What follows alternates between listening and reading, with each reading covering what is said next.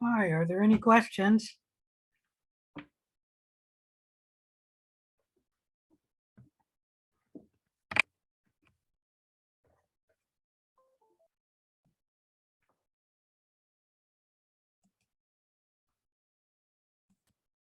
If there's no questions, then we will, I guess, begin. Oh, before we begin and before I share my screen, I need to say that I've got some grading done. Can somebody confirm that you're hearing me?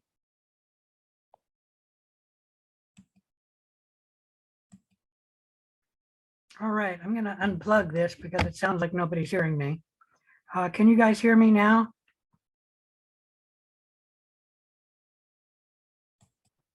We can hear you.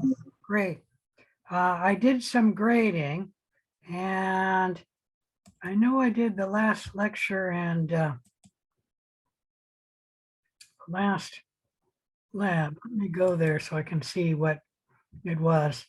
I think I graded labs 0 and 1, 2 and 3. And whatever, that was the second time that those were graded.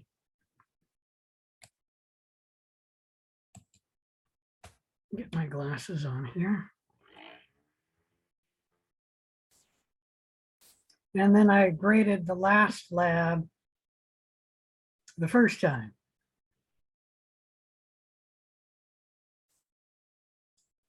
Oh, there, I'm there now. Just give me a minute and I'll tell you what the numbers were.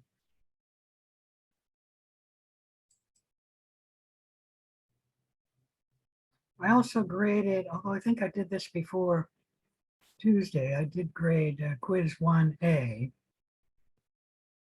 And I gave extra credit point to quiz 1B.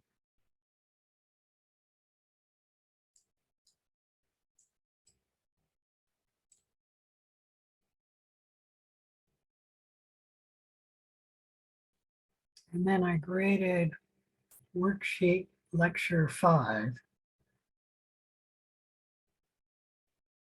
Everyone almost did a really good job on lecture 5.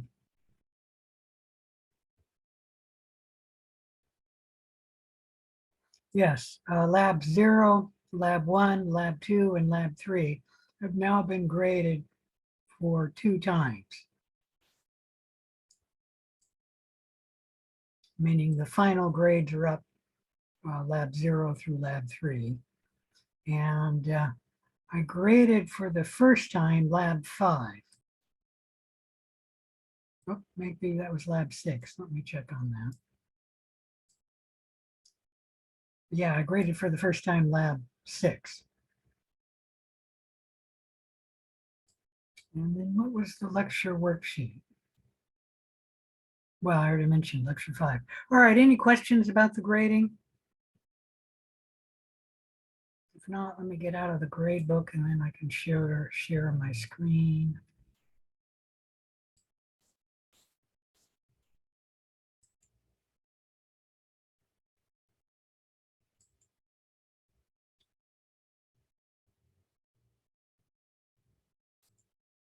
Come on.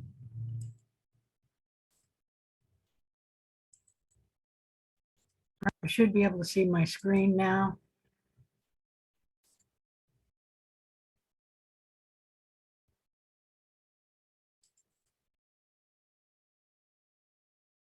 Let me remind you, you do need to work on your infectious disease project and you need to get it cleared in advance by me. You cannot have another topic that another student is proposing. And also I want to make sure that your topic is narrow enough that you can actually do the report in the, do a good job on the report. I'll word it that way. All right, today is August 2nd. And we're supposed to be beginning chapter 6. I don't remember that we did that. We should have finished chapter 5 on last Thursday. So we should have began chapter 6. Are we behind schedule? Does anyone know? And I think we're on schedule. Did we begin chapter 6? I believe so.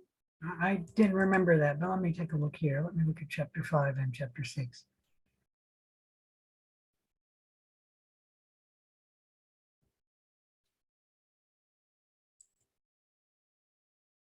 Actually, we did begin chapter 6, so that's, no, we didn't.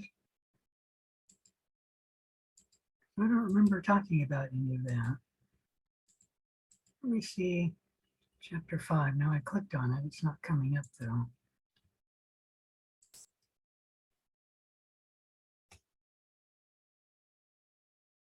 Let's see if that's where we are. Yeah, I've got Mark 2 here. So we're still talking about aerobic respiration. Is that right? We ended with this slide? Nobody can confirm that?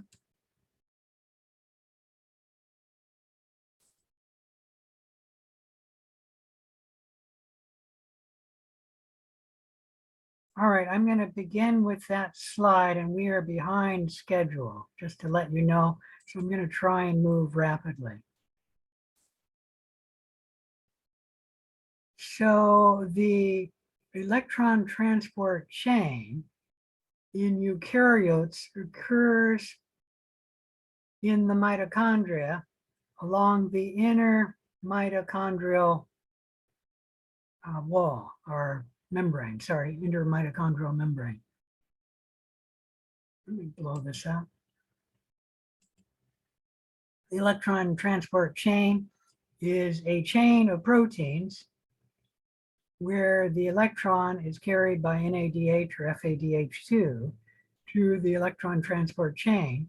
And then it's just passed the electrons from one protein to another in the chain of proteins. That's why it's called the electron transport chain. Any questions about any of that?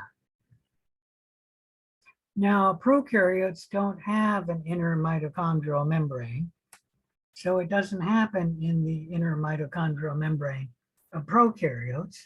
It happens in the cell membrane. Any questions about any of that? Let me get this on. So the electrons are brought to the electron transport chain by either NADH or FADH2. The electrons move to the protein, we'll say the first protein, and then they transfer from one protein to the next, to the next, to the next, until they are transferred to the final electron acceptor, which in aerobic respiration is oxygen. The oxygen and the electrons, oops, there's the oxygen, sorry. Even with my glasses, I couldn't read that as an E. The electrons and oxygen combine with hydrogen ion to form water. Any question about any of that? And this, by the way, is why you must breathe, because we are aerobes performing aerobic respiration, and you breathe in the oxygen, which will be converted into water. Any question about any of that? All right, as the electrons transport through some of the proteins, this one, and this one, they give these proteins the energy they need to transport hydrogen from this side of the membrane to that side of the membrane. Any question about any of that? That makes a two-fold gradient on this side of the membrane. There will be more hydrogens on this side, and there will be more positive charges on this side. So by the laws of thermodynamics, these H+ ions are going to want to move from this side of the membrane to that side of the membrane. However, this is a membrane with a lipid, what am I saying? Two bilayer, a lipid bilayer containing phospholipids, and the hydrogen ions cannot move from this side of the membrane to that side of the membrane except through this channel protein. This channel protein is ATP synthase, and as the hydrogen ions move through this channel protein, they give the channel protein the energy they need to make ATP from ADP and inorganic phosphate. And then the hydrogen ion move through there, making ATP. Any questions about any of that?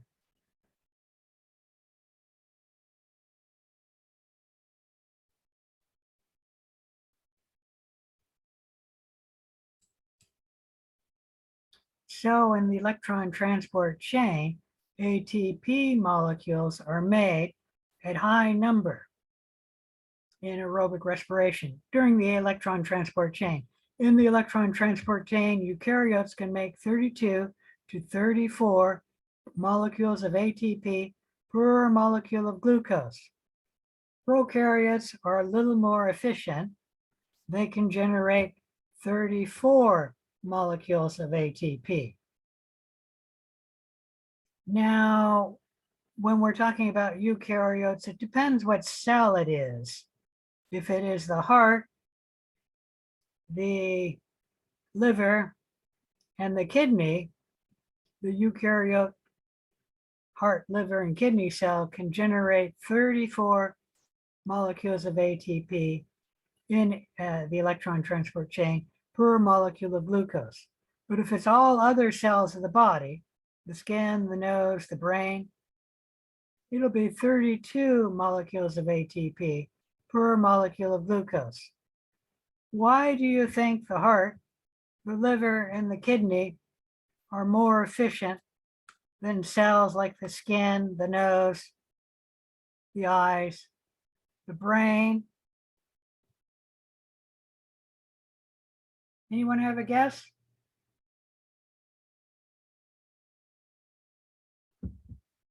It's really quite simple.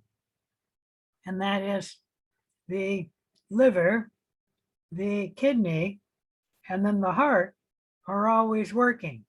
So these cells are more efficient at generating ATP because to work, they have to use ATP. And I'm sure you all know your heart constantly is beating until you die. So hopefully it's still working. And you might not know the kidney and the liver are also always working. Whereas your brain cells clearly are not always working. There's no one even volunteered to give a guess. I already mentioned that. This is showing you the electron transport chain in a summary reaction where the NADH and the FADH2 come from glycolysis in the Krebs cycle, bringing the electrons to the electron transport chain, where the electron moves from one protein to the next until the end of the chain, the electron moves to the final electron acceptor, which is oxygen, which will be converted into water. And that's showing a blow up of the electron transport chain. And I've already mentioned that some of the proteins in the electron transport chain, when the electrons move through it, that gives the protein the energy it needs to pump hydrogen ions from this side of the membrane to that side of the membrane.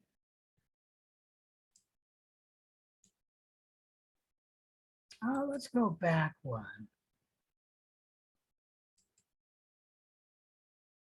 So as we mentioned in eukaryotes, this is happening in the inner membrane of the mitochondria. So the hydrogen ions are pumped between the inner membrane of the mitochondria and the outer membrane. In prokaryotes, where are the hydrogen ions pumped? Nobody's going to hazard a guess. It's stating it right here in this picture. The electron transport chain is along the cell membrane, and they're pumping hydrogen ions from this side of the membrane to that side of the membrane. So the hydrogen ions are actually going in the cell wall.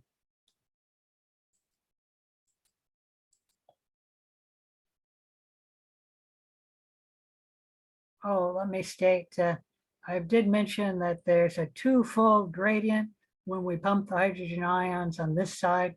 Then there's more hydrogen, there's more positive charge, and that makes a potential energy difference between this side of the membrane and that side of the membrane. The hydrogen ions want to move by simply diffusion from this side of the membrane to that side, but they can't move from that side of the membrane to this side of the membrane except through the ATP synthase protein.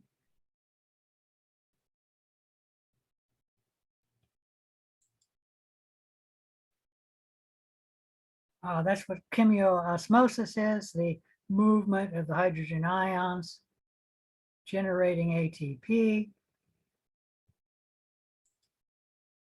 It's also called oxidative phosphorylation. I don't use this term.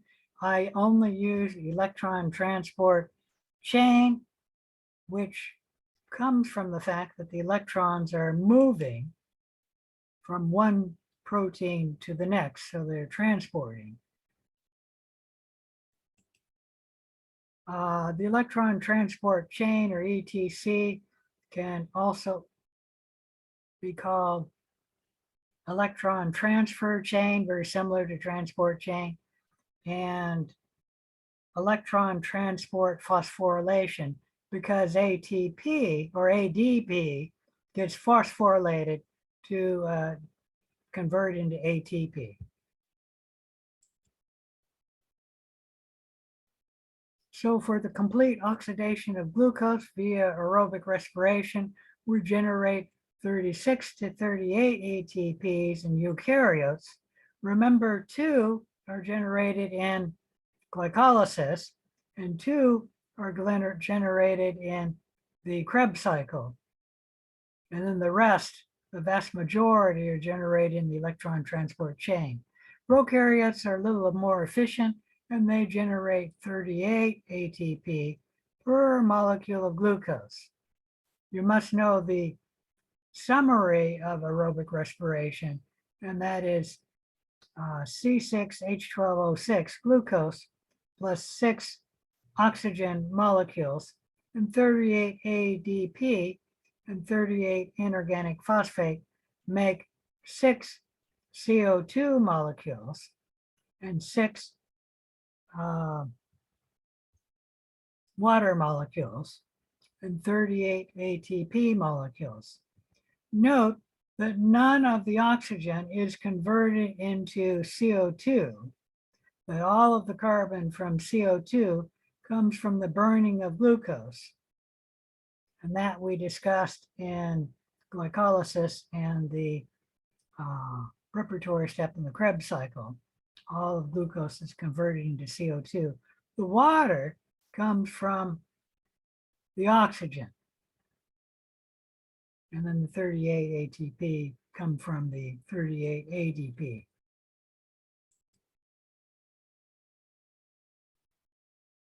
So you need to know the numbers of ATP made in aerobic respiration. You should know that glucose is starting the process.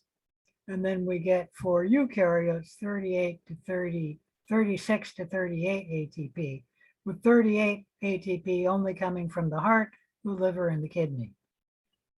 In prokaryotes, you always get 38 ATP.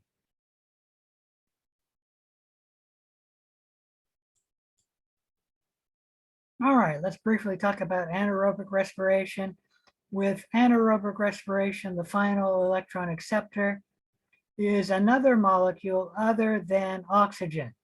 It may be nitrate, it may be sulfate, it may be another inorganic molecule like iron, depending on what anaerobe, what species we're talking about. They do generate ATP, and they do generally have the glycolysis, the preparatory step, and the Krebs cycle. However, they have a shorter electron transport chain, so they yield fewer ATP. The yield depends on which form of anaerobic respiration the cell performs, but it's always between 2, that's the very lowest, and then the highest is 36. Remember, 36 is very close to aerobic respiration, which, like your skin cells, for example, only generate 36. But eukaryotes generate 36 to 38 ATP. Therefore, anaerobes tend to grow more slowly than aerobes because aerobic respiration is the most efficient at converting glucose into ATP. Any question about any of that? All right, if there's no questions about anaerobic respiration, let's talk about fermentation. Fermentation is always glycolysis followed by 1 or 2 fermentation reactions. And ATP does get generated. However, all of the ATP made in fermentation comes from glycolysis. Any questions about any of that? We do get energy being produced in the form of ATP. That energy comes from the oxidation of organic molecules via glycolysis. We get a net ATP of 2 ATP made from fermentation, all of that ATP being made in glycolysis. We also generate in fermentation 2 pyruvic acid molecules. Actually, this is all from glycolysis of fermentation, 2 pyruvic acid molecules and 2 NADH.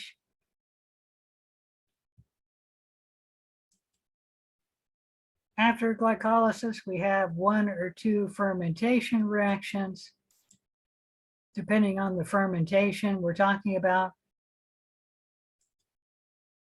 If it's lactic acid fermentation, the pyruvate is converted to lactic acid in 1 fermentation step.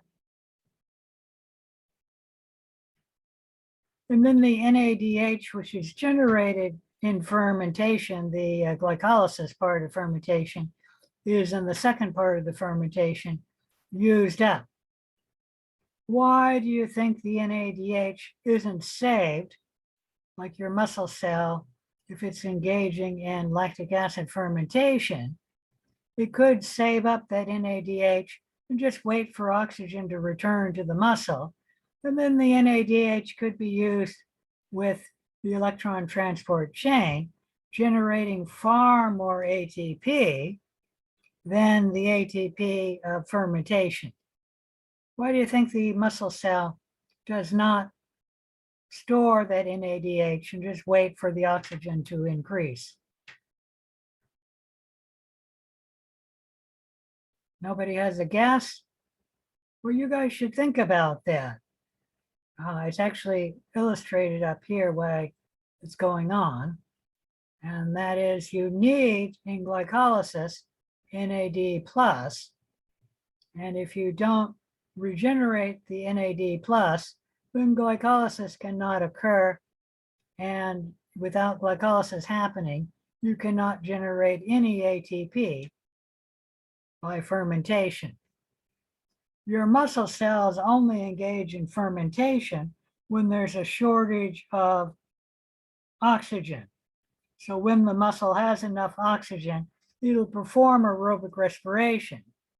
But when oxygen becomes limiting, such as when the muscle is working strenuously for a long period of time, it will fall back on fermentation, because if there's no oxygen, you get no ATP production. And then when there's glucose around, the muscle can ferment the glucose to generate some ATP, and some is better than none, the muscle can perform when ATP is being generated. If you've ever watched the Olympics, generally about one Olympic athlete will be like trying to cross the finish line, and they will literally collapse. Why they collapsed is because not only did the muscle become limited on oxygen, but it also became limited on glucose. And then fermentation cannot occur. No fermentation, no ATP production, no ATP production, the muscles can't work. The muscle can't work, the athlete collapses. Usually in the wintertime, the coach just runs out to the player and throws a blanket over them. And the heart and the lungs are working like mad to get both glucose from the blood and then oxygen from the blood to the muscles. And the muscles will then get glucose and oxygen, and then they will perform aerobic respiration, generating ATP. The athlete will get up and then walk across the finish line. So the collapsing doesn't harm them. It's just that their muscles cannot work because there's no ATP production.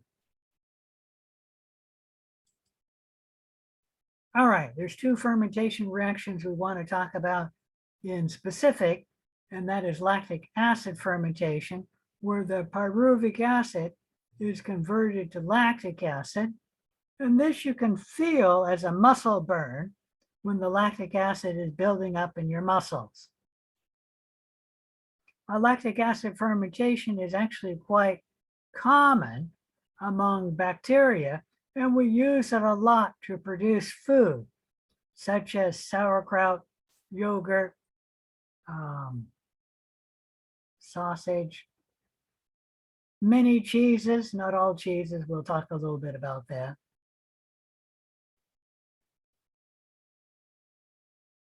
Another fermentation reaction is a two steps where the pyruvic acid is converted to ethanol, and that is in alcoholic fermentation.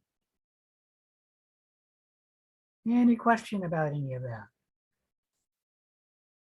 There are different fermentation reactions, 1, 2, 3, 4, 5, 6. Lactic acid fermentation is the most common, where we make almost any cheese except for Swiss cheese. Swiss cheese is actually made by propionic acid fermentation. Doesn't make lactic acid. That generates some gas, CO2, and that is why Swiss cheese has holes in it from the production of CO2 in the process of making the Swiss cheese.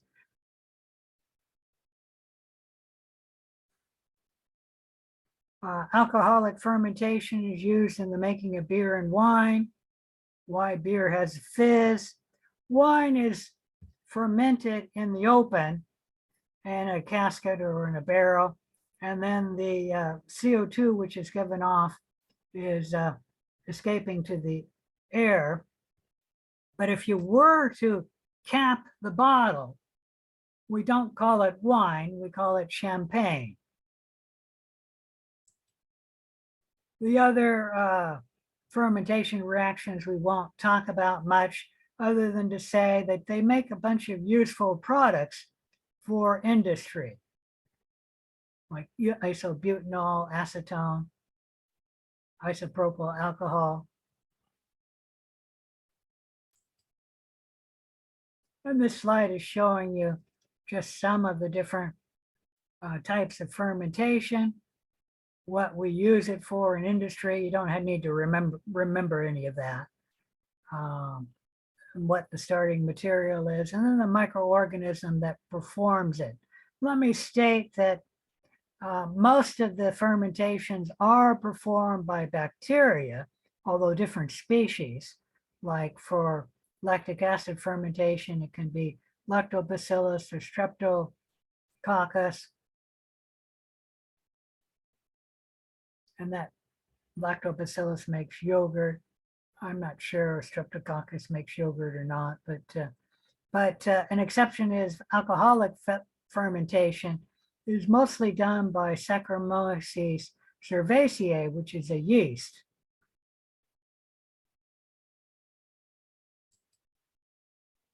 This table is comparing aerobic and anaerobic respiration. You should know the final electron acceptor for aerobic respiration is oxygen. And then for anaerobic respiration, it's some other molecule.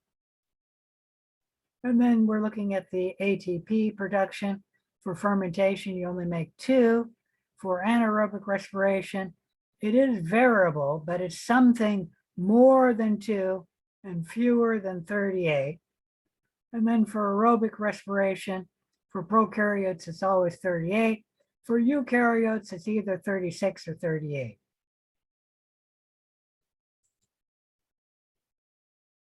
All right, we did talk about aerobic respiration with glucose, and you can use any carbohydrate for aerobic respiration.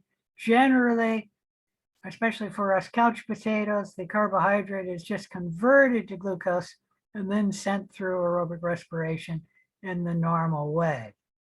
Now, lipids and proteins may be catabolized to generate ATP and aerobic respiration. For most of us couch potatoes, once again, the lipid and the protein are generally converted into glucose and then sent through aerobic respiration in the normal way. That isn't always the case, especially among athletes. And I did mention that lipids can be directly metabolized in aerobic respiration in a marathon runner, but the marathon runner has to run for 45 minutes before they will start metabolizing lipids. There is a problem with lipid and protein catabolism, both in our cells and in bacteria, and that these molecules are too large to get across the cell membrane. Generally, that problem is solved both in our cells and by microorganisms, and that is they use lipases and proteases and then secrete them extracellularly, break down the large molecule outside the cell, and then bring in the monomers into the cell. And that would be, for lipids, that would be fatty acids and glycerol. And for proteins, the monomers would be amino acids. And then those molecules are brought in across the membrane with electron transport protein. All right, let's talk a little bit about the breaking down of proteins and amino acids, carbohydrates as well. From this slide here, carbohydrates, as I stated, are generally converted into glucose and then sent down the aerobic respiration in the normal way. Lipids are broken down into glycerol and fatty acids. The glycerol joins the Krebs cycle. No, not the Krebs cycle, the I'm drawing a blank here. Glycolysis. Glycerol is a 3-carbon molecule and it's converted into a 3-carbon molecule of glycolysis and then goes through the regular way. Fatty acids are broken into 2-carbon chunks. The 2-carbon chunk is then converted into acetyl coenzyme A, and here's the Krebs cycle. Proteins, depending on the protein, will be broken into amino acids. The amino acid, depending on which amino acid it is, can enter the glycolysis late in the chain of glycolysis, or it can be converted into acetyl coenzyme A and enter the Krebs cycle, or it can be converted into, depending on which amino acid it is, into one of the intermediates in the Krebs cycle. The point is that lipids, carbohydrates, and proteins are all metabolized by our cells as well as microbes. And then the starting material can be burned in aerobic respiration at various points, depending on what the molecule is.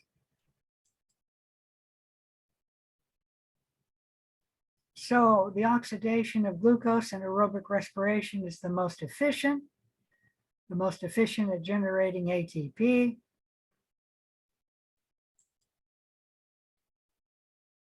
And that's why aerobes grow faster than anaerobes, or at least tend to.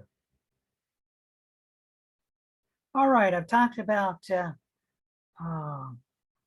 anabolism and catabolism as being different. And when we were discussing this slide here, I'm talking about burning the protein down in aerobic respiration. In reality, life isn't quite that simple, and the catabolic reactions and the anabolic reactions are connected. Where do I have that? They're connected with common intermediates, and we call the pathway an amphibolic pathway if the pathway can function in both directions. For example, well, let's just go to the next slide.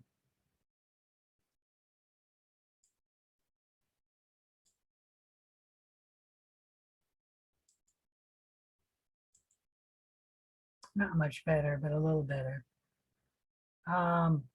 You all know that carbohydrates can be digested, generally changed into glucose. And most of you probably know that glucose, if you eat more than you can, I don't know, burn, more than you need, it will be converted into a carbohydrate. For us, it would be glycogen. Is that right? Yes, glycogen, and then stored in your liver. However, if you eat more carbohydrates than your body wants to store as glycogen in the liver, then you all know that that glucose will be converted into a lipid.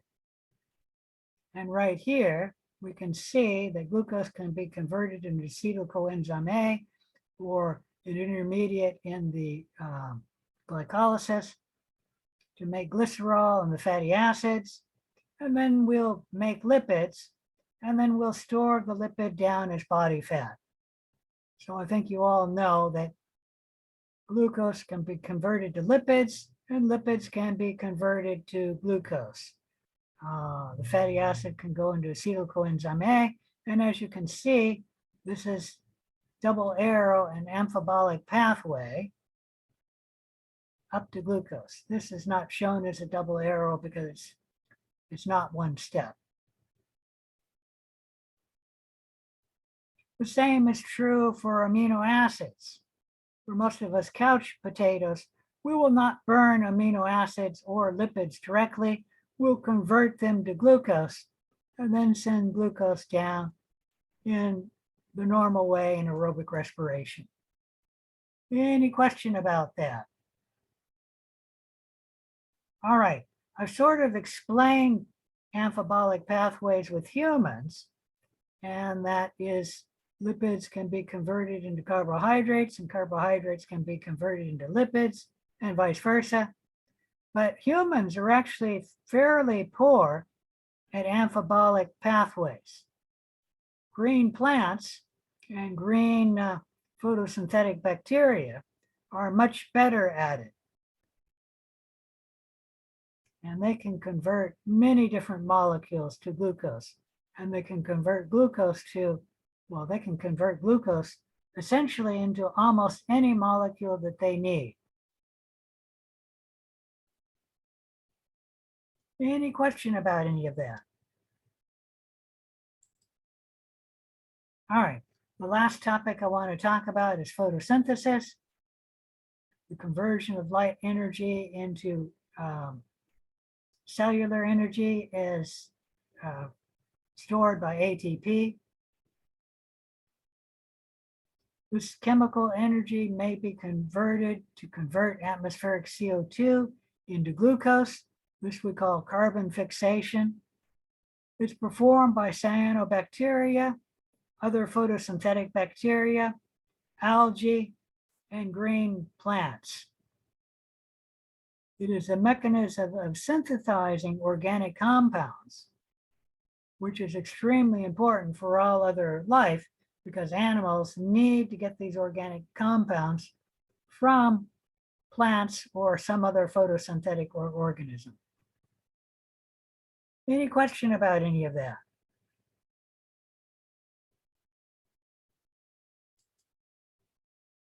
So photosynthesis only occurs in photosynthetic organisms. And on top of that, it only occurs in the photosynthetic cells. I asked you a question before, what cells of plants did not engage in photosynthesis? And nobody gave an answer. Has anyone thought about it? And does anyone know what cells do not engage in photosynthesis in a green plant?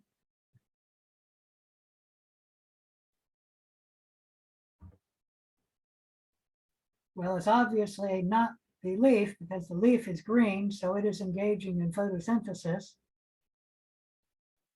How The about a roots? stem? Huh? The roots? Yes, the roots or any other cells that do not get exposure to light will not be photosynthetic. So thank you for giving an answer. And the root cells do not have chlorophyll in them. Why? They're not green. In photosynthesis, light energy is converted to chemical energy. ATP and NADPH are generated, but oftentimes ATP may be used up in the making of glucose. So if the cell needs glucose, it will make ATP, but then that ATP will be used to make glucose. And glucose is made from CO2 and water. All right, so that part of photosynthesis you probably all knew. Well, here's something you probably don't know. There are two types of photosynthesis. And photosynthetic cells can engage in both types of photosynthesis. There's cyclic photosynthesis and non-cyclic photosynthesis. The non-cyclic photosynthesis, this is the one you probably been given before. Oops, didn't mean to do that. I can't highlight it. Let me end the show. 6 CO2 plus 12 water in the presence of light converts the 6 CO2 and water into glucose, C6H12O6, and then oxygen. All of this oxygen is generated from water. None of it comes from carbon dioxide. Sometimes you'll have an oversimplification where they'll remove 6 water on the right and remove 6 here to keep the equation balanced. The trouble with that is 12 atoms of oxygen come from water, so it's best to put the full 12 molecules of water. You probably have not been told about anaerobic phototrophs. They do engage in photosynthesis, but they do not generate oxygen. You don't need to know that chemical reaction because we're not going to test you on it, so you can skip it. But you do need to know that besides non-cyclic photosynthesis generating glucose, we have cyclic photosynthesis, and it generates ATP. And that's all it does. It does not generate glucose. So let me go back here. If the cell needs glucose, the cell will engage in non-cyclic photosynthesis. But if the cell needs ATP, it will engage in cyclic photosynthesis.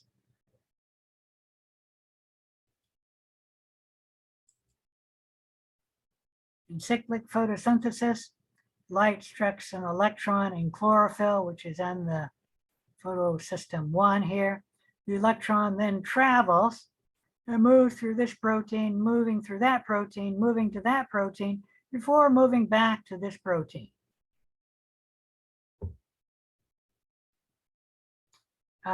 We call this a short electron transport chain because the electron moves through proteins or transfers through proteins. And when the electron moves through this protein, it gives the protein the energy it needs to pump hydrogen ion from this side of the membrane to that side of the membrane. That creates a twofold gradient. There will be more positive charge on this side of the membrane than that side. There will be more hydrogen on this side of the membrane than that side. So the hydrogen will want to move from this side of the membrane to that side of the membrane. That should sound familiar to you because this is very similar to what's going on in the electron transport chain of aerobic respiration. The difference is that this is not happening in the inner mitochondrial membrane. This membrane here with the proteins is actually in a eukaryote in the inner membrane of the chloroplast.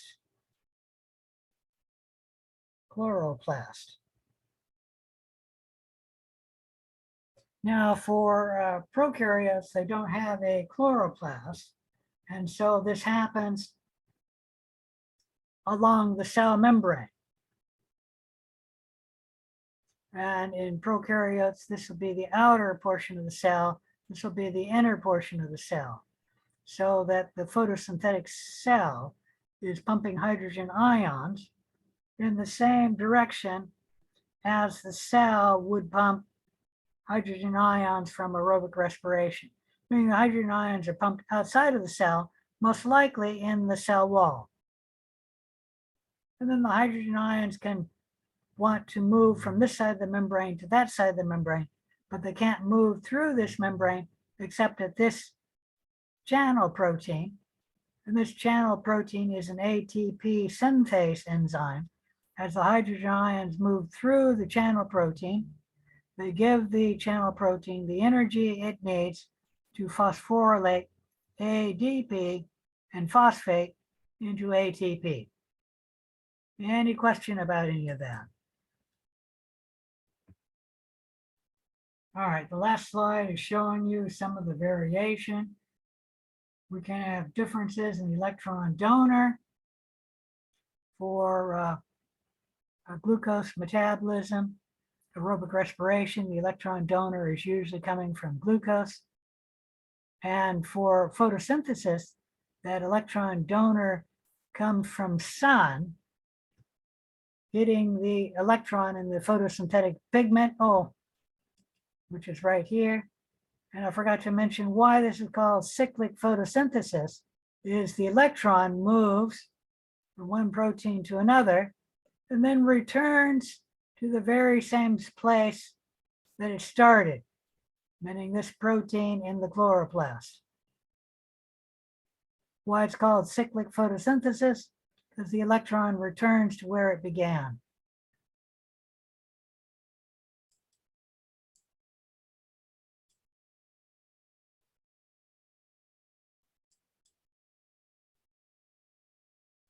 And not only can the electron source vary, the energy source, but the electron carrier can vary.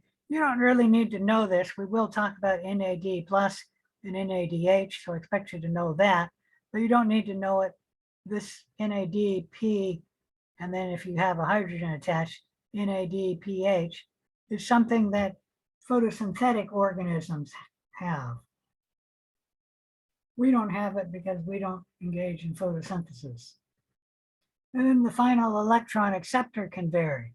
It can be oxygen and aerobic respiration. It can be another molecule other than oxygen and anaerobic respiration. And then in fermentation, the electron,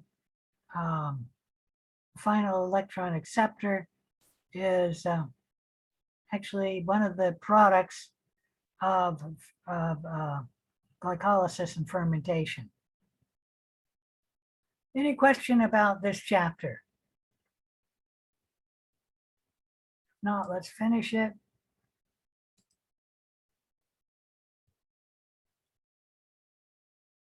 Boy, that was slow.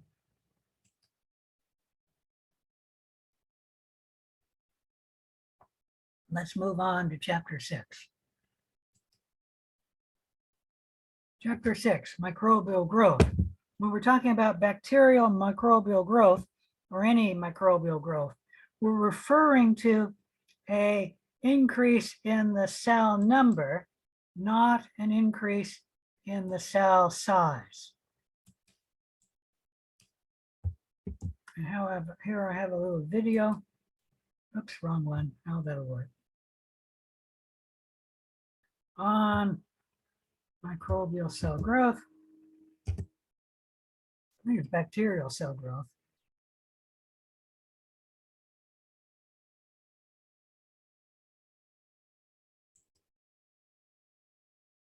Where in this case, Bacteria reproduce very simply and rapidly by doubling their contents and splitting in two.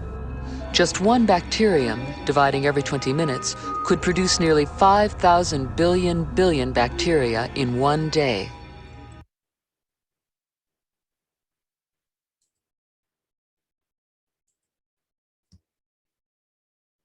all right. I think I need to go back to slide 1. I'll come back to slide 2. Do you know the terms for this slide? Be able to understand the various requirements for growth, what cells need to grow, understand the 4 phases of growth, and be able to compare the different methods for measuring growth. Cells have different requirements for growth. For microbial growth, there are physical requirements the cell has and chemical requirements. Physical requirements include cells have to be at the correct temperature, the correct pH, the correct salinity in order to grow. And if you're at the wrong temperature or salinity, the cell will not grow. Any question about any of that? So if you put something in the freezer, the cell is not going to grow. There are also chemical requirements, such as all cells need carbon, nitrogen, sulfur, and phosphorus. We also need trace elements. They have an oxygen requirement, although some cells do not need oxygen, and that would be anaerobes, but they require generally an environment without oxygen. And some cells have organic growth factors. For us, vitamin C would be an organic growth factor. Any question about any of that?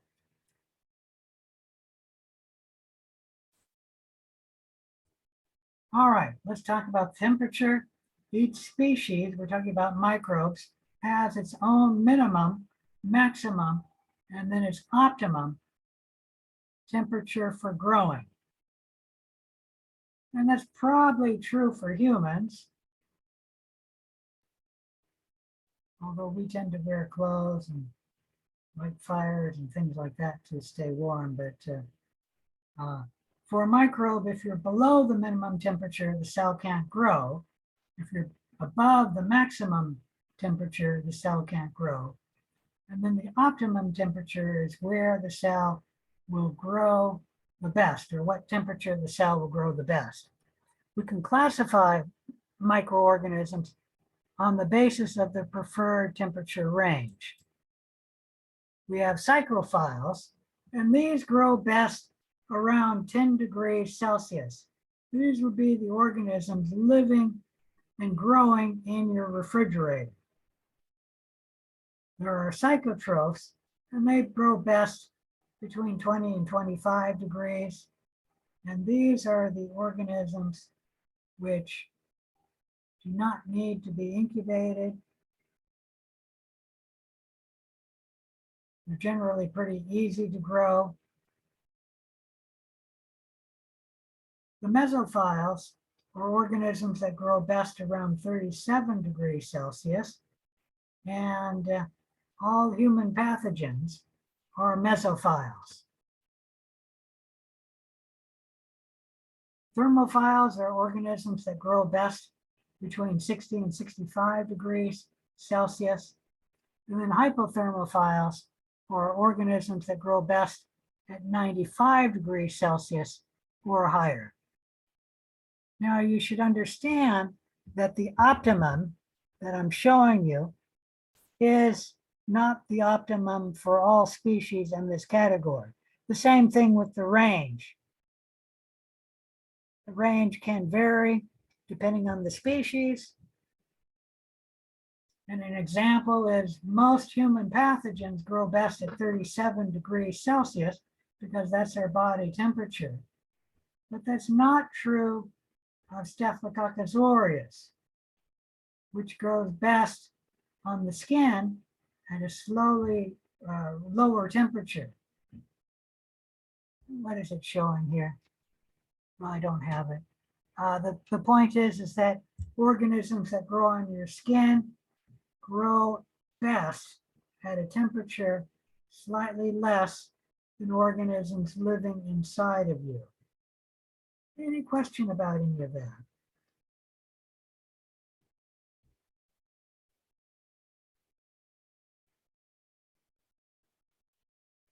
So depending on the author, you can vary the range, especially the lower part. All right, let me briefly talk about food spoilage. Between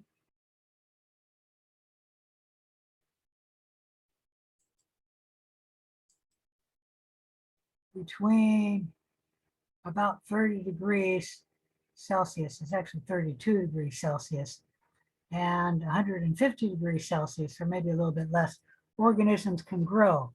But the danger zone is when food or something is kept between 60 degrees Celsius and 125, 130 degrees Celsius. And this is where the microbes can grow very rapidly. And if they produce a toxin, you only need a little bit of growth to get enough toxin for it to be toxic to us. And for this reason, you should not keep food out of the refrigerator for any length of time. You need to keep it cold so that the microbes do not grow or do not grow well, the human pathogens. Any question about any of that?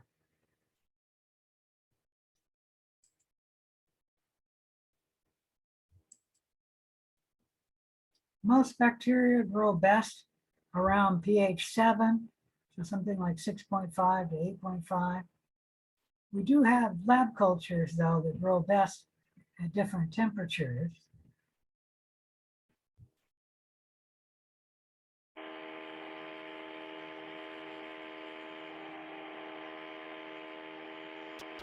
All right, if there's no questions, let's move on to pH. Most bacteria grow best between a pH around 7, so something like pH 6 to 8, or 6.5 to 7.5. In the lab, when we're growing our microbes, many of them will produce acids, and then that acid will degrade the environment, reducing the growth or the growth rate of the microbe. What we can do to minimize that is to use a pH buffer in our media, and then the pH buffer will buffer the pH, and even if the organism produces acids, the acid will not build up, at least not right away. And the buffer will keep the pH at near the optimal pH for growth. Any question about any of that?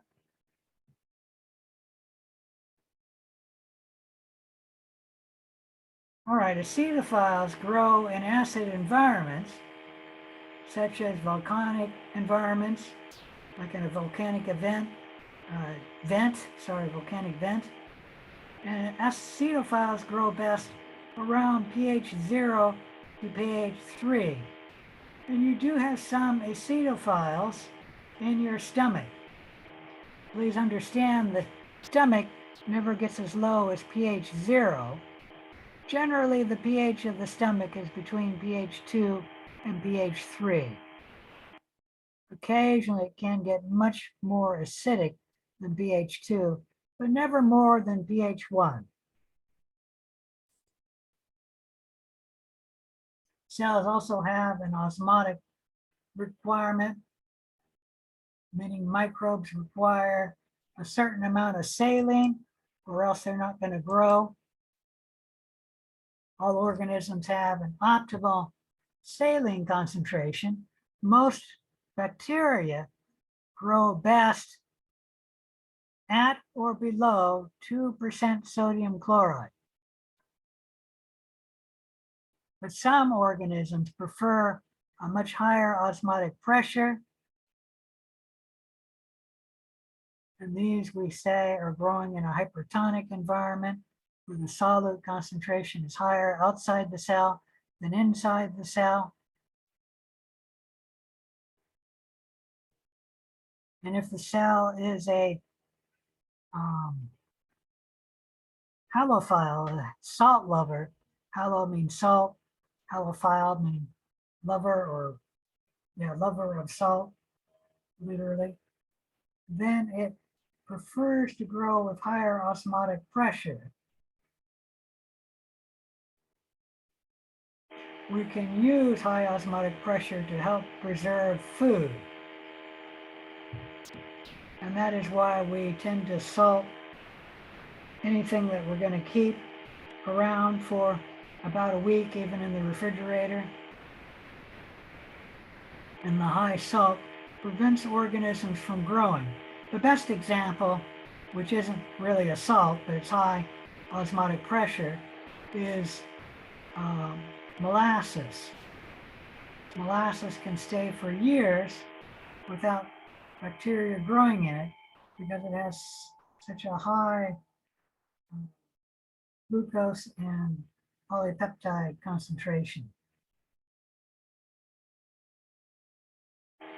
When a cell is in a high osmotic environment, meaning more solutes outside the cell than inside the cell, did I say that right? Yes. Then the water tends to move from inside the cell outside the cell.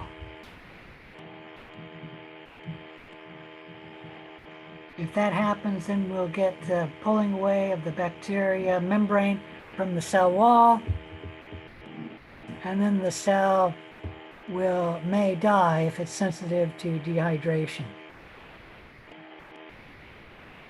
E. coli is an example of a cell that we can easily kill simply by adding a bunch of salt or sugar, or I guess by cooking.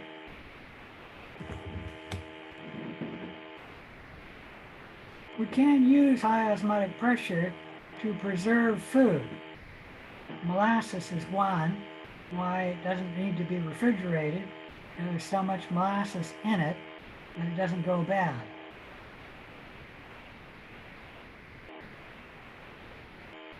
Trying to think if there's anything else I should talk about here.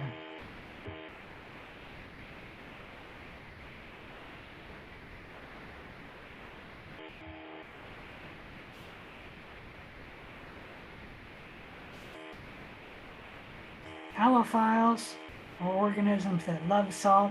We have two types of halophiles, an obligate halophile, and these organisms require a high salt concentration to grow. If you take the cells outside of the high salt concentration, their transport proteins that bring the amino acid and other ingredients into the cell that the cell wants, the protein will stop working. This is the word I'm trying to say.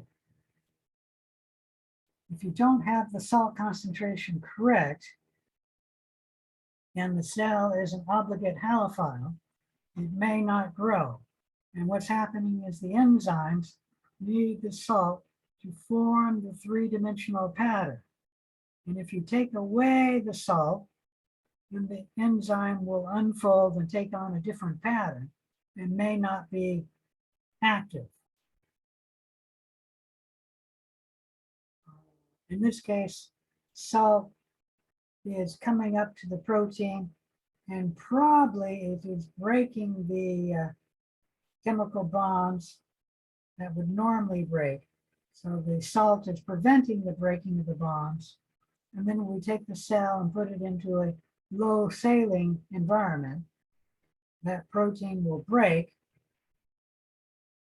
And I guess that's all I want to talk about. I don't need to talk about anything else.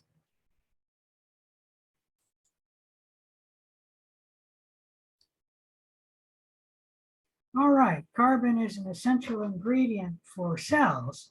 And typically, when you dry the cell, half of the dry weight is from carbon.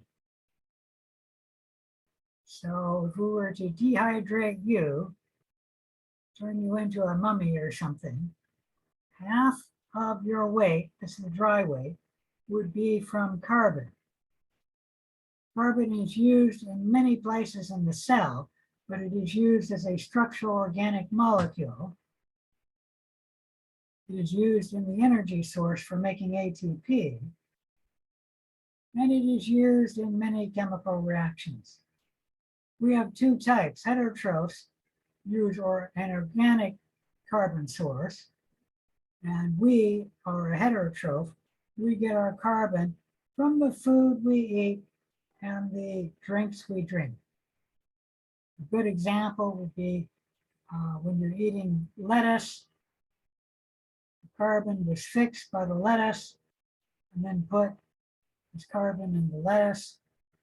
And then when we eat the lettuce, we finish the digestion of the lettuce. And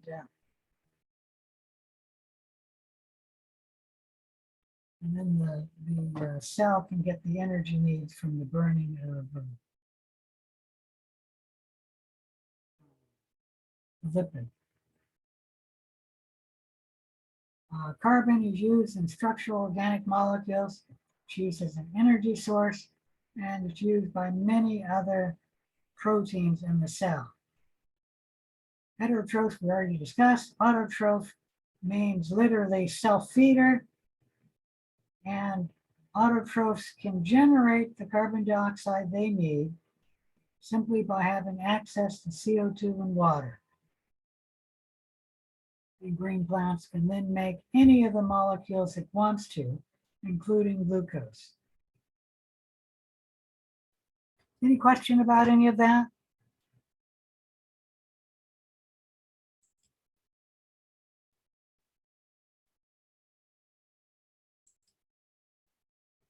Nitrogen is typically about 14% of the dry weight of cells.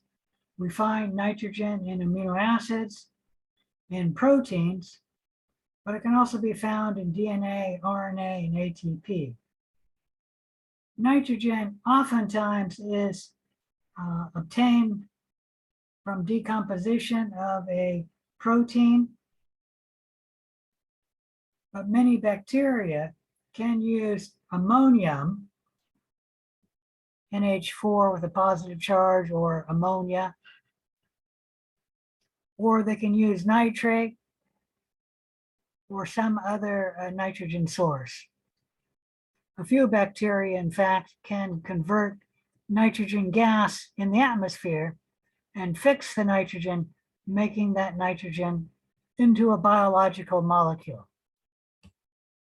Any questions about nitrogen?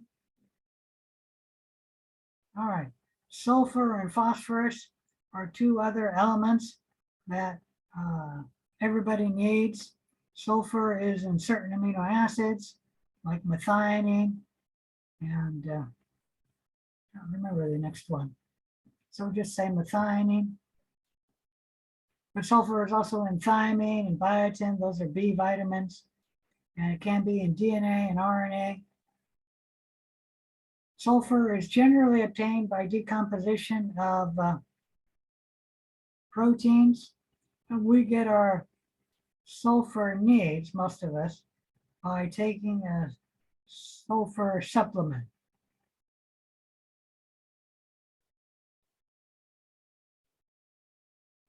Many bacteria can use sulfate, SO4 with 2 negative charges, or hydrogen cyanide gas, H2S, as their sulfur source. But they don't have to. We'll talk a little bit more about that. Phosphorus is used in DNA, RNA, and ATP. And just remember that ATP is one of the building blocks of DNA. So wherever you have DNA, you can have ATP. Phosphorus is also in RNA and ATP, and it's in the membranes. What molecule is the phosphorus in if that molecule is in the Portland liberal media?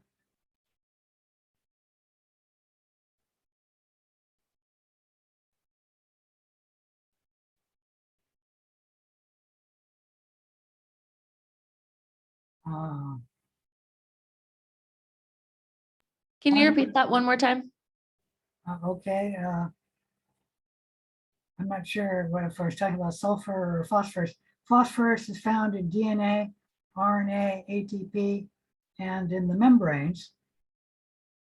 I think I asked what molecule is phosphorus in the membranes? Phospholipids. Yes, phospholipids, very good. Most microbes can generate phosphorus. Their phosphorus meats can settle their phosphorus meats by directly using phosphate, PO4 with 3 negative charges. So most microbes can directly use phosphate. And you might see phosphate as a fertilizer or supplement for your fertilizer. It's not the main ingredient in fertilizer, by the way. The main ingredient is probably nitrogen, nitrate.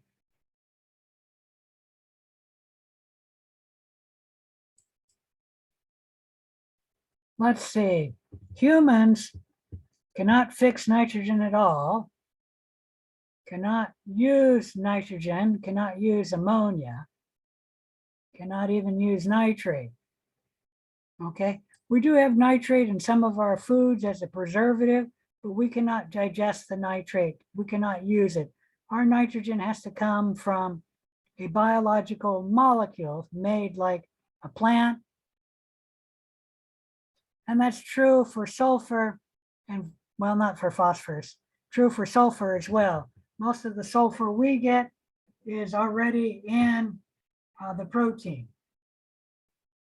And an example of that would be the yolk of eggs has sulfur in it. And that's one reason why eggs have the smell that they do from the sulfur in them. Phosphorus is a molecule that we can use, and then green plants can also use, as well as bacteria and microbes. So generally in our media, for growing microbes, we directly add phosphate. But you could get the phosphorus from DNA, RNA, and ATP, or by digesting the membrane of a cell. Trace elements are typically elements, meaning an atom or ion of an element, and we need trace elements in very small amounts. Usually there's enough trace elements in your own environment. So you'll get your trace elements from the food you eat and the liquids you consume. That isn't always true, like in Western Washington or in Western Oregon. Because of all the rain, we do not get enough iodine in our diet. So if you were to grow your own food in Western Oregon or Western Washington, you would not get enough iodine and you would need an iodine supplement. Of course, the United States puts iodine in sodium chloride or salt, so you can get it that way. Some examples of trace elements include iron, copper, and zinc. And we do need zinc,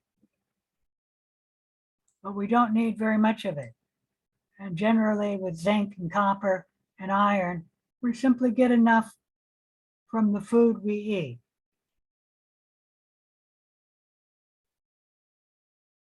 If you are low on iron, a good source would be to cook your food in a cast iron pan, and then you'll get some iron in your food coming from the pan.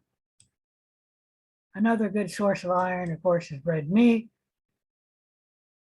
And if you're low on iron, you should eat lots of red meat, certain vegetables like broccoli. And then you can cook in an cast iron pan. All right, I already mentioned some cells need organic growth factors in order to grow. An organic growth factor is a compound that is an organic one that's obtained from the environment that the organism cannot synthesize itself.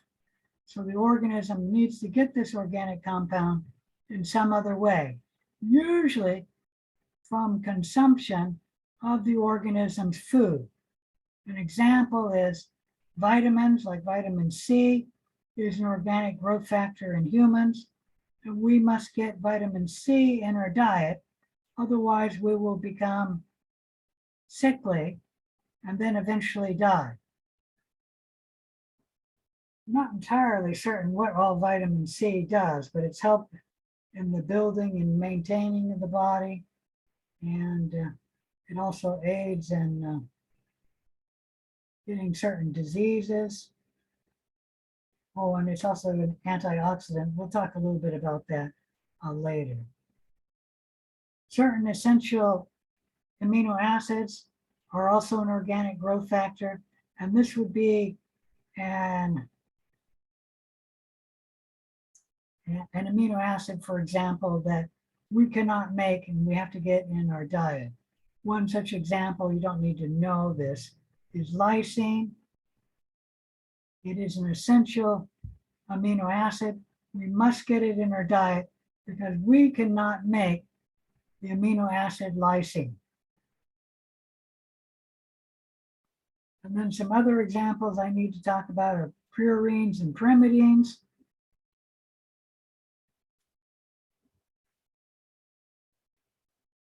Generally, humans need purines and pyrimidines in our diet because we're not very good at making a nucleotide to make the DNA or RNA. And so we need purines and pyrimidines in our diet. And usually we get these from eating something that has DNA in it. And then we can get our purines and pyrimidines from the DNA or the RNA. Any question about any of that?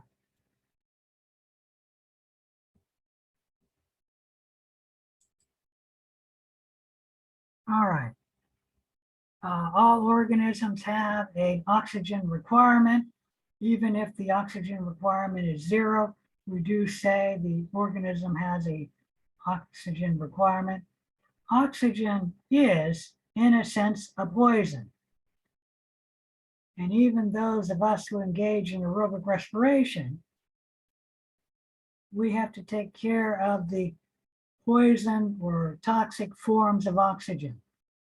There are 4 toxic forms of oxygen that can harm our cells. The first is singlet oxygen, where the oxygen molecule has an electron which is boosted to a high energy state. This oxygen molecule is now extremely reactive, and singlet oxygen can be present in phagocytic white blood cells.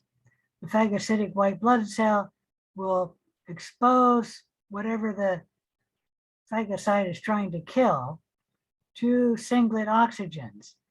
And the singlet oxygen may kill what the phagocytic white blood cell wants to kill.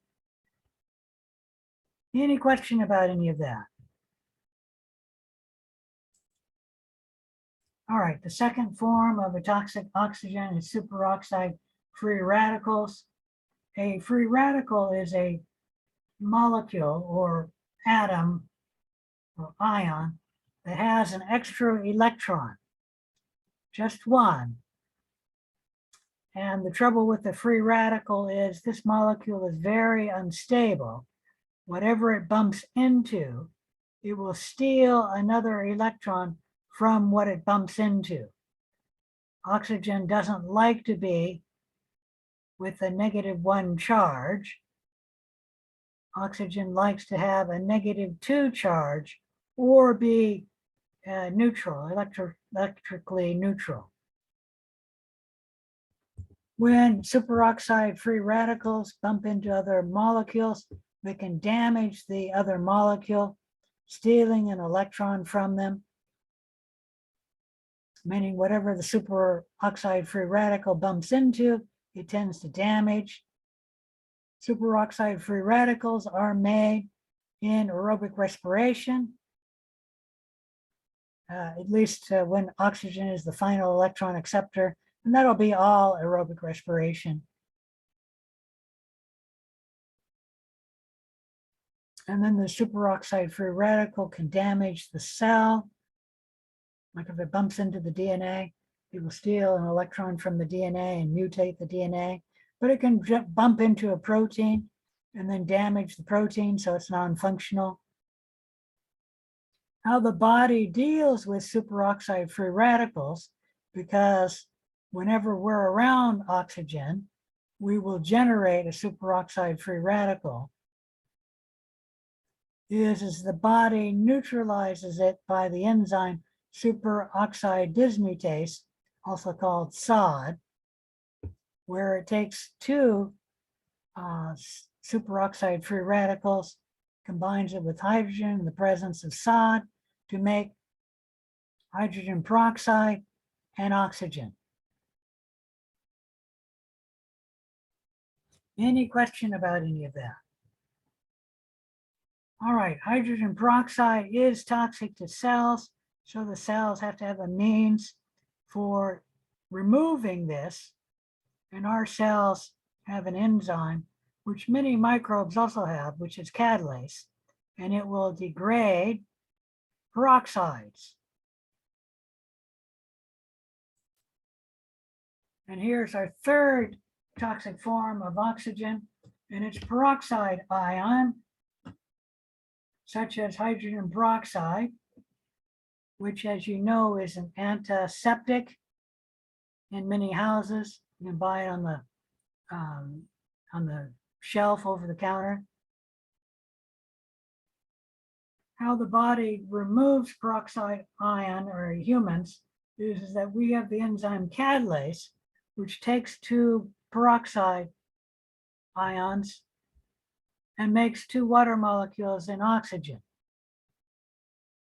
You can notice if your cells have catalase by looking at the generation of bubbles, and those bubbles are from the generation of oxygen within the water and hydrogen peroxide. Cells, particularly microbes, can remove peroxide anions by using catalase, but some don't have catalase, and then they remove hydrogen peroxide by peroxidase. Peroxidase works directly on hydrogen peroxide to make it into water.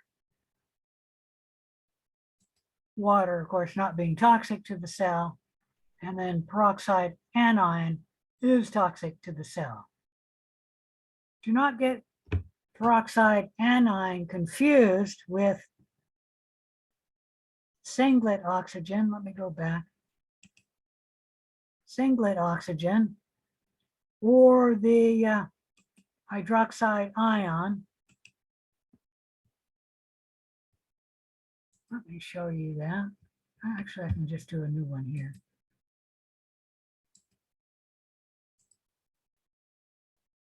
Make it bigger.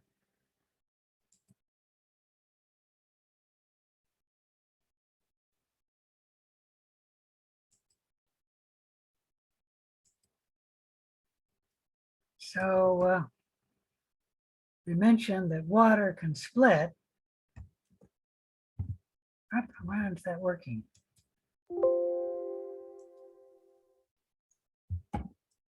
H2O, I'm not gonna subscript that. Can split into OH minus plus H plus. This is the hydroxide anion. It has a complete -1 charge. The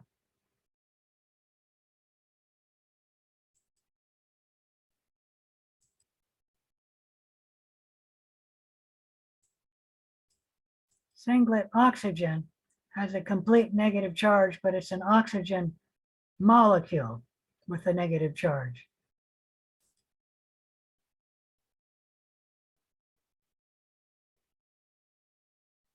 Superoxide free radical is once again oxygen molecule with an extra electron, and it has a negative charge. Okay, so that is different from hydroxide ion. Any questions about any of that?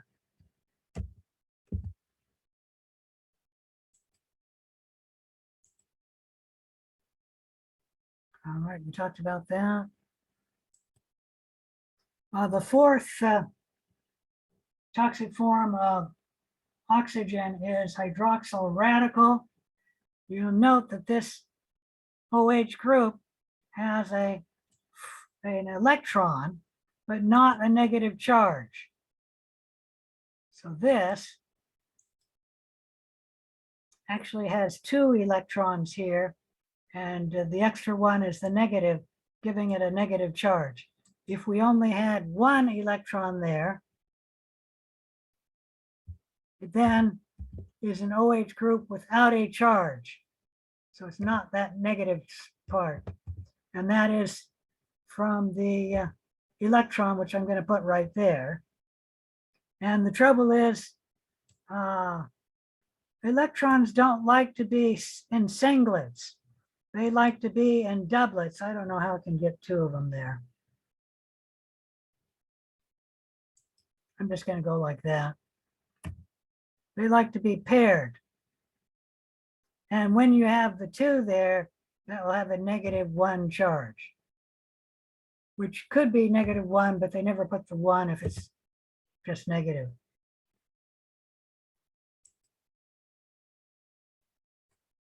So that's how the hydroxide ion differs from the hydroxyl radical.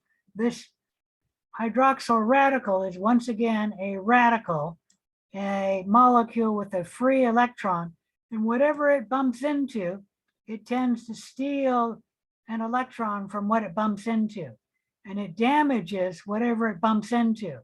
Like it could damage the protein, make it non-functional. It could damage the DNA, mutating it. Once again, hydroxyl radicals are formed by aerobic respiration in trace amounts. They're also formed in ionizing radiation, or when hydrogen peroxide reacts with certain metal ions. How the body deals with hydroxyl radical is we make antioxidants which remove this free radical as well as other free radicals. 2 antioxidants that you're very familiar with are actually vitamin C and vitamin E. they work as, one of the things they work as is that they can, the vitamin C can bind to a hydroxyl radical and then neutralize it. The trouble is vitamin C is not an enzyme. And so the vitamin C, one molecule of it, will be used up to neutralize one molecule of hydroxyl radical. Any question about any of that?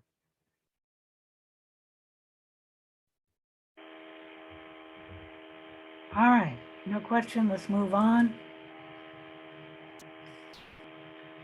As I stated, all microbes have an oxygen requirement. Aerobes require oxygen to make ATP, and they do make more ATP than anaerobes that don't use oxygen. We can classify microbes into their oxygen requirement, meaning what effect oxygen has on their growth. What you do is you make a tube of thioglycolate, and thioglycolate is a media that pulls oxygen out of the media. So this media will react with the oxygen and bind to it and, I don't know, remove it. Once you make the thioglycolate tube, oxygen then moves into the tube from the air. So assume that's not capped, oxygen will move into the tube from the air. This will create a gradient of oxygen. On the very top of the tube, we have full oxygen, which is around 20%. In the very bottom of the tube, we have no oxygen because it's removed by the thioglycolate. And as you go up the tube, let me go here. As you go up the tube, you will have less and less, no, you'll have more and more oxygen. As you go down the tube, you have less and less oxygen.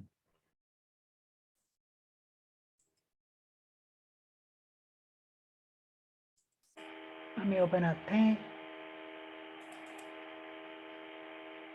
Let's see how good of an artist I can be. So here we have a tube composed of thioglycolate. On the bottom, we have high oxygen.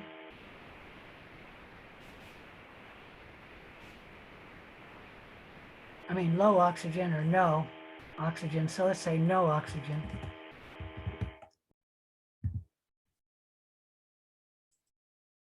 On the top, we have full oxygen, which is around 20% oxygen.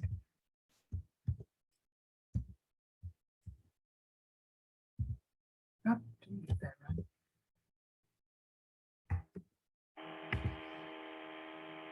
And then as we go down the tube, we have less and less oxygen.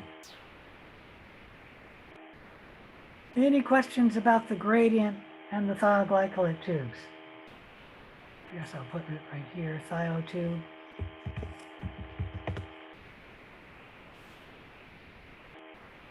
All right.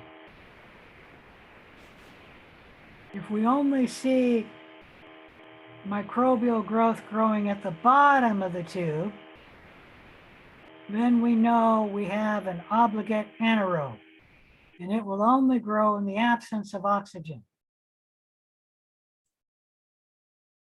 So it'll be down here. Let's see if I can draw that. Nope, not with that.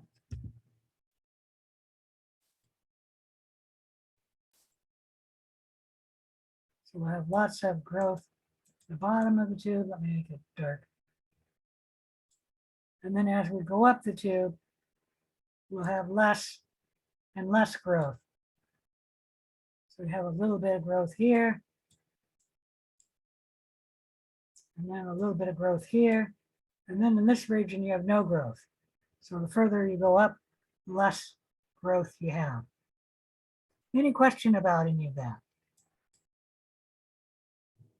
Okay, that's an obligate anaerobe. An obligate aerobe is the reverse.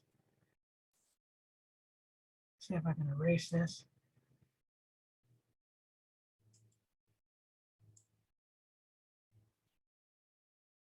In this tube, obligate aerobe, we have most of the growth at the top of the tube. So you have lots of growth up here. And as you go down, you have less and less growth until down here we have very little growth. And in this case, we have most of the growth at the top of the tube and less growth as we go down the tube, because these are aerobes, obligate aerobes, and they require oxygen, and they grow best at full oxygen. That's at the very top.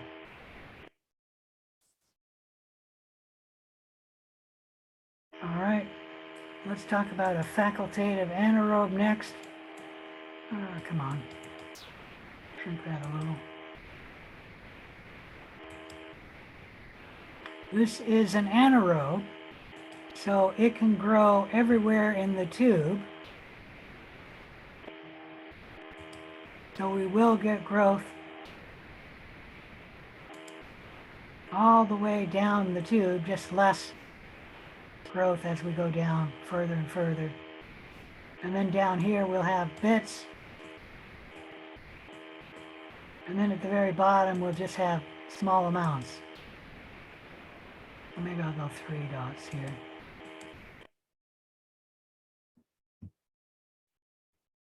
So facultative anaerobe grows best with oxygen. As you go down the tube, there will be less and less growth. The reason why it grows this way is it is an anaerobe, so it can grow everywhere in the tube, because an anaerobe doesn't need oxygen to grow. But it's a facultative anaerobe, and that means it will prefer using aerobic respiration if oxygen is available.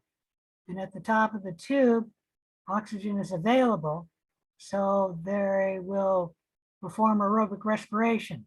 In the bottom of the tube, they are not performing aerobic respiration. They're growing by some other means, and it could be anaerobic respiration or fermentation.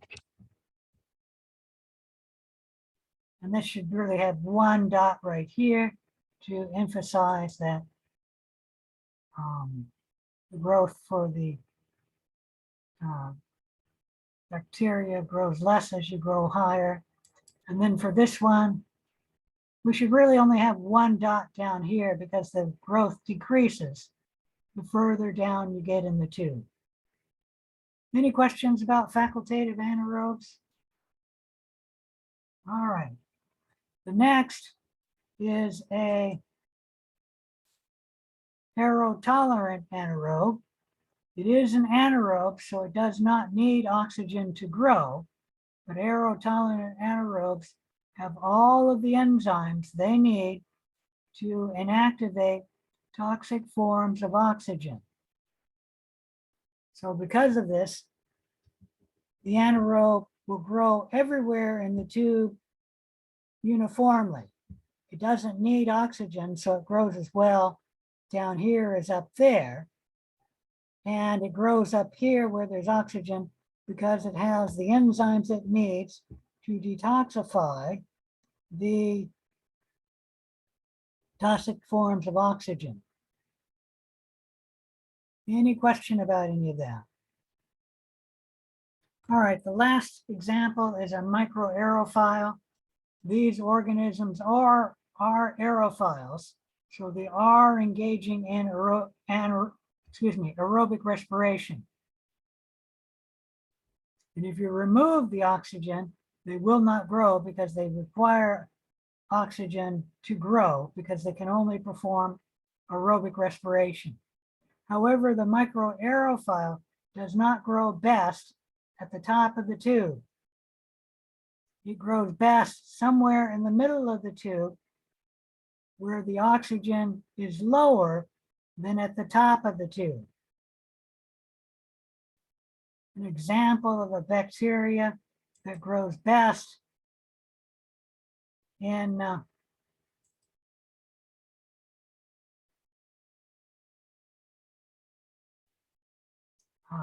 an environment with reduced oxygen is Helicobacter pylori. Let me see if I can write that.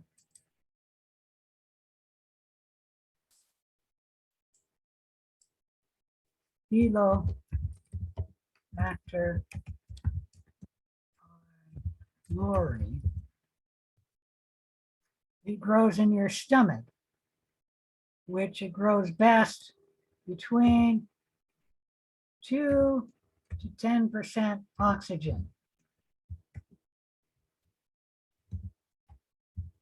which is reduced oxygen from the air. Any question about any of that? Anyways, the point being, Helicobacter pylori is a microaerophile in the tube of thioglycolate. It would grow best somewhere in the middle of the tube. And when you go away from the middle, you will have growth, but as you go down the tube, you'll have less and less growth. And to the bottom of the tube, you'll have no growth. And as you go up the tube, you'll have less and less growth. Any questions about the thioglycolate tube and the testing for oxygen requirements? Oops, that's way too small.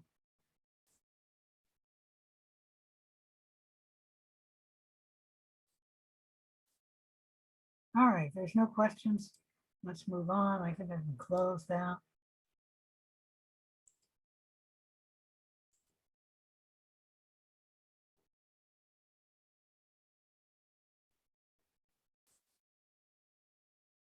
Culture media is something we use to grow our microbes. There's different types of culture media. We'll first talk about a general purpose media, and then we'll talk about specific medias. The culture medium is singular. It is media if it is plural. It is either a liquid or a solid solution. The liquid solution we call a broth, and then the solid solution, we have something added to the broth to make it a solid.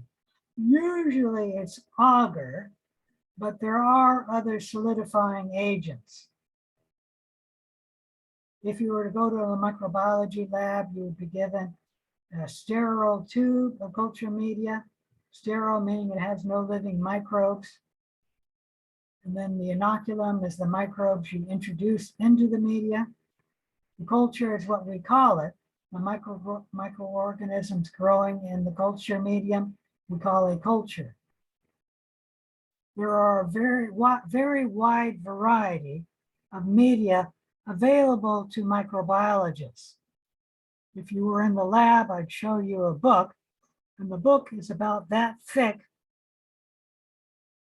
about that long, but that thick, so it's a really thick book. On about every page, there is one media. So it tells you all the number of media that are available to microbiology students. And the purpose of the medium is to supply the nutrients that are needed to grow the microbes.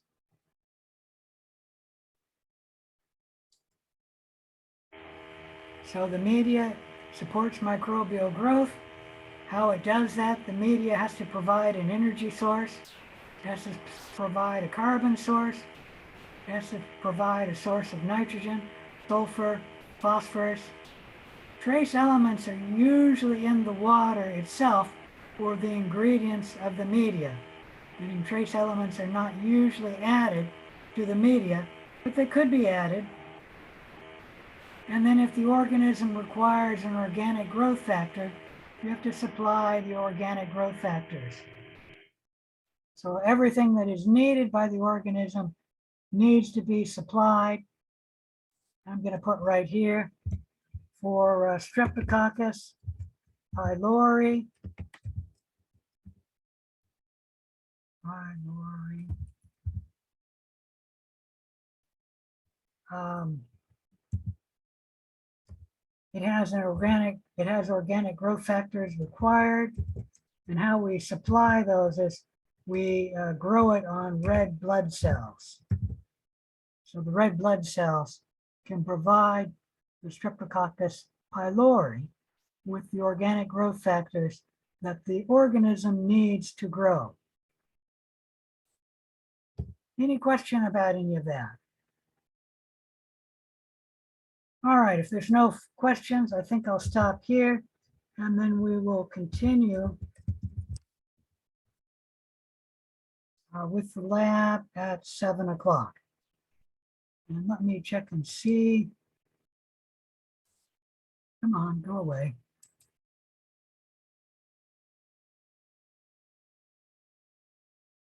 Yeah, we have a lab 7 that we'll be discussing today in the lab. All right, any questions? If there are no questions, I'm going to say goodbye. Thank you, Professor. You're welcome. Thank you. You're welcome.